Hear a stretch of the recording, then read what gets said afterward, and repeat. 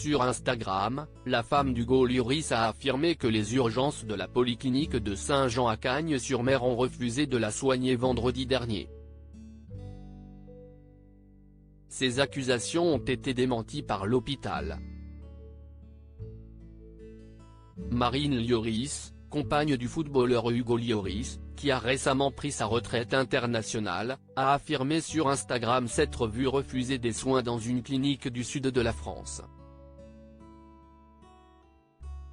Elle a expliqué s'être rendue dans la nuit de jeudi à vendredi dernier à la polyclinique de Saint-Jean à Cagnes-sur-Mer, car elle souffrait d'une sérieuse allergie. Cependant, la clinique aurait refusé de la soigner notamment parce qu'elle n'avait pas de carte vitale et par crainte de ne pas être payée. La femme de l'ancien gardien de l'équipe de France a très mal vécu cette expérience. « Je ne me suis pas sentie à ma place dans mon pays, dans la ville où je suis née. » La directrice de la clinique répond aux accusations. Alexandra Cittadini, la présidente et directrice générale de la polyclinique de Saint-Jean, a tenu à donner sa version des faits au Figaro. Vers minuit, il y avait déjà 12 patients, dont 5 en situation instable et 1 dans un état critique.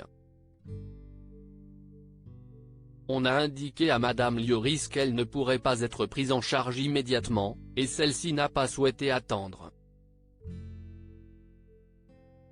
Elle est donc partie, a-t-elle affirmé. D'après elle, Marine Lloris se serait même montrée assez véhémente envers le personnel. En ce qui concerne l'absence de carte vitale, Alexandra Cittadini assure que la clinique accepte tout le monde, même les gens qui viennent en maillot de bain et sans papier sur le moment. Une version que Marine Lloris réfute. Marine Lloris argumente, elle ne compte pas en rester là. Ce mercredi 5 juillet, en story Instagram, la maman d'Anna Rose, Giuliana et Leandro a maintenu sa version des faits. À mon arrivée, il y avait une seule personne en salle d'attente. Je me suis présentée à l'accueil, j'ai expliqué mon problème. Étant résidente en Angleterre, je ne possède pas de numéro d'assuré social. Je n'ai immédiatement informé mes interlocutrices qui m'ont répondu ne pas pouvoir me recevoir et me soigner faute de numéro d'assuré social, écrit-elle.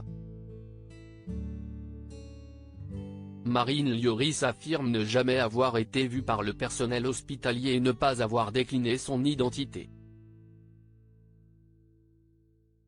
Elle contredit fortement la version de la directrice de la clinique, la salle était certainement sous vidéo.